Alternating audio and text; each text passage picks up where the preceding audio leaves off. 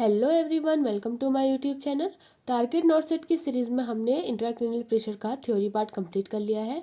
अगर आपने अब तक ये वीडियो नहीं देखी है तो please check it out, link on in the description box and please like and subscribe my channel. अब हम इसके एमसीक्यू सॉल्व करते हैं। Question number 1, which of the following is consider to be the earliest sign of increase ICP. Increase ICP का सबसे पहला sign कौन सा होता है? Option A ipsilateral dilation of pupil, option B contralateral hemiparesis, option C progression from restlessness to confusion and disorientation to lethargy, option D widen the pulse pressure. इसका सही answer है option C progression from restlessness to confusion and disorientation to lethargy. क्योंकि ICP बढ़ेगा जिसकी वजह से cerebral perfusion decrease हो जाएगा, जिसकी वजह से हाइपोक्सिया हो जाएगा और हाइपोक्सिया की वजह से लॉस ऑफ कॉन्शियसनेस होगा, जो हमारा अर्लीस्ट मैनिफेस्टेशन होता है। हम लॉस ऑफ कॉन्शियसनेस को कैसे आइडेंटिफाई करेंगे? पेशेंट रेस्टलेस होगा, कंफ्यूज होगा, डिसओरिएंटेड होगा और लेथार्जी होगा। लेथार्जी मतलब टायर्ड फील करेगा। तो इसका सही आंसर है ऑप्शन सी। ऑप्शन डी में क्या है? वाइडन पल्स प्रेशर, ये हमारा लेट साइन होता है। और ipsilateral dilation of pupil, contralateral hemiparesis क्या होता है? इप्सिलेटरल कब यूज़ करते हैं? जिस साइड लीजन हो और उसी साइड हमें सिम्टम शो कर रहा है तो उसे इप्सिलेटरल बोलते हैं। और कॉन्ट्रालेटरल कब बोलते हैं? जब लीजन जिस साइड हो उसके अपोजिट साइड सिम्टम शो कर रहा है तो वो कॉन्ट्रालेटरल होता है। तो ये बोल रहा है इप्सिलेटरल उसी साइड डायलेशन हो रहा है पिपल का, और कॉन्ट्रालेटरल हेमीपैरेसिस मतलब जिस साइड लीजन है उसके अपोजिट साइड पैरालिसिस देखने के लिए मिल रहा है, उसे बोलते हैं कॉन्ट्रालेटरल हेमीपैरेसिस। तो ऐसा तो कुछ है नहीं, इसका सही आंसर है ऑप्शन सी, जो क्या कर रहा है? लॉस ऑफ कॉन्शियसनेस को शो कर रहा है ये सिम्टम्स।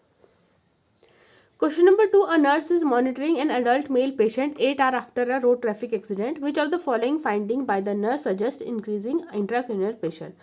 8 घंटे पहले किसी मेल पेशेंट का रोड ट्रैफिक एक्सीडेंट हुआ है, तो नीचे कौन सी फाइंडिंग बताएगी कि उसका आईसीपी बढ़ा हुआ है?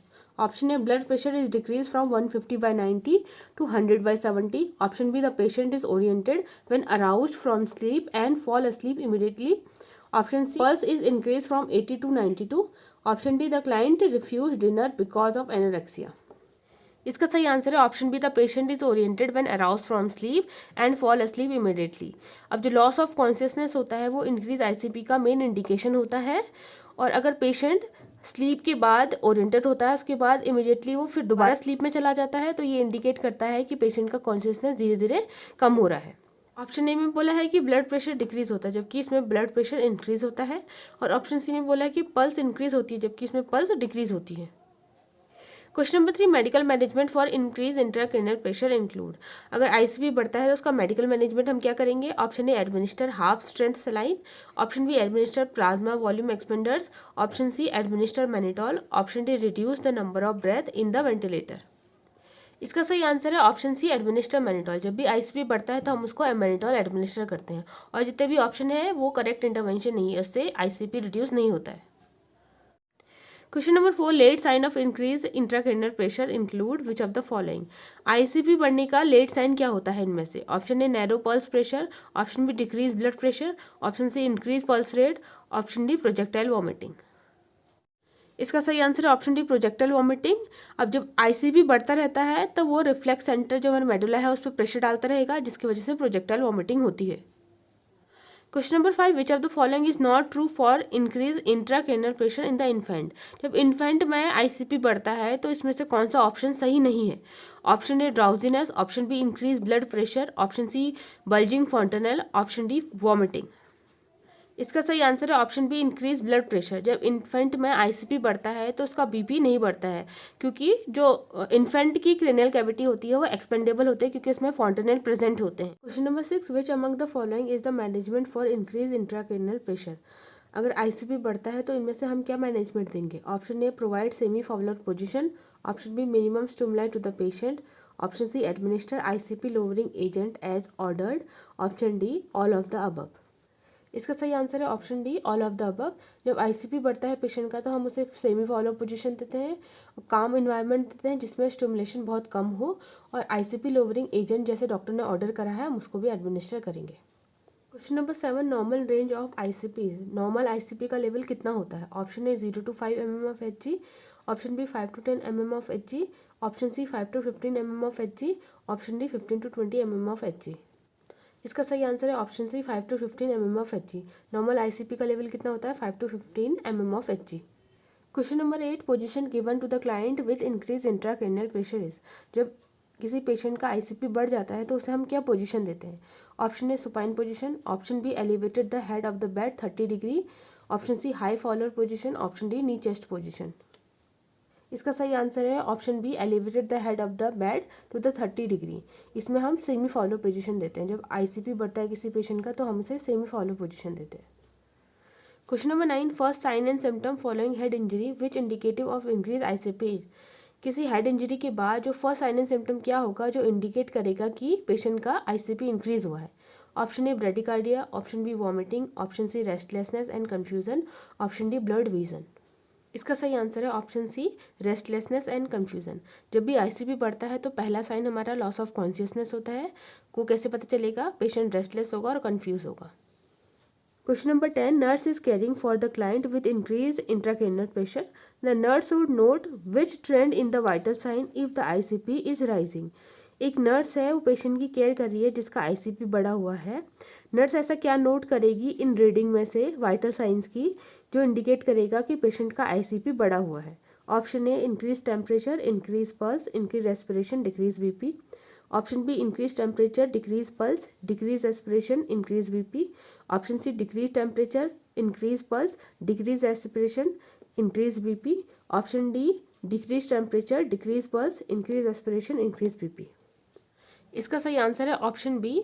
जब भी हमारा ICP इंक्रीज होगा तो पल्स और रेस्पिरेशन डिक्रीज होगा और BP और टेम्परेचर इंक्रीज होगा। Question number 11, a client recovering from a head injury is participating in care.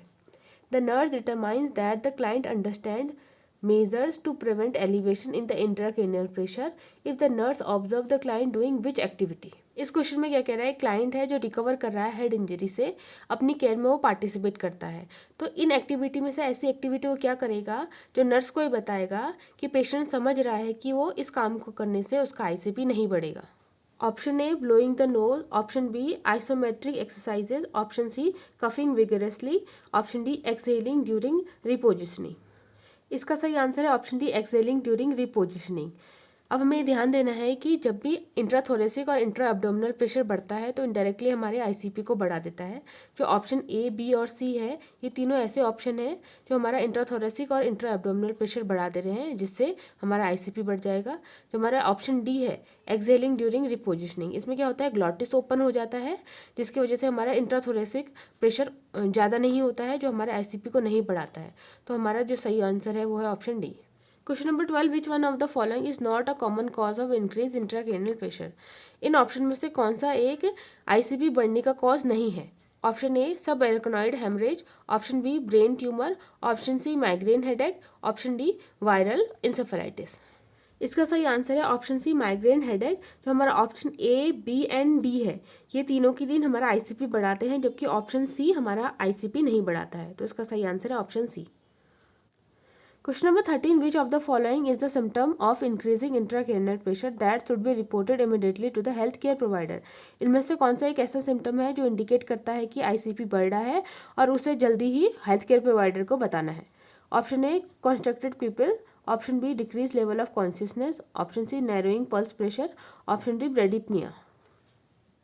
इसका सही आंसर है option B decrease level of consciousness. जो लेवल ऑफ कॉन्शियसनेस है सबसे सीवियर और सबसे पहला सिम्टम होता है जो इंडिकेट करता है कि ICP बढ़ रहा है। जैसे ही हमें पता चलता है ICP बढ़ रहा है तो हमें इमीडिएटली हेल्थ केयर प्रोवाइडर को बताना होता है। Question number 14, the nurse is assessing vital sign of a patient with head injury, which of the following finding indicate increase ICP। एक नर्स है वो हेड इंजरी वाले पेशेंट का वाइटल असेस कर रही है। इनमें से कौन सी फाइंडिंग बताएगी कि उस पेशेंट का ICP बढ़ रहा है? Option A tachycardia, option B decrease body temperature, option C bradypnoea, option D widen pulse pressure. इसका सही आंसर है ऑप्शन डी वाइडल पल्स प्रेशर। अब पल्स प्रेशर क्या होता है? सिस्टोलिक और डायस्टोलिक के बीच का डिफरेंस होता है। इसमें सिस्टोलिक बढ़ जाएगा और डायस्टोलिक कम हो जाएगा तो बीच का जो डिफरेंस है वो बढ़ जाएगा। जब भी हमारा ICP बढ़ता है तो पल्स प्रेशर वाइडन हो जाता है। इसमें ऑप्शन ए बोल रहा है ट्रैकीकार्डिया, जबकि इसमें ब्रेडिकार्डिया होता है। ऑप्शन बी इसमें बोल रहा है डिक्रीज बॉडी टेम्परेचर, जबकि इसमें इंक्रीज बॉडी टेम्परेचर होता है। और ब्रेडिपनिया है, ब्रेडिपनिया में क्या होगा, काइनी स्ट्रोक रेस्पिरेशन होगा, मतलब उसमें इरेगुलर रेस्पिरेशन होता है। और ब्रेडिपनिया इतना अच्छा इंडिकेशन नहीं है जितना अच्छा वाइडन पल्स प्रेशर है। Question number 15, manifestation of rising ICPs. अगर आईसीपी राइज होता है तो इनमें से क्या साइन एंड सिम्टम देखने के लिए मिलेंगे? Option A hypertension bradycardia, option B hypertension tachycardia, option C hypotension bradycardia, option D hypotension tachycardia.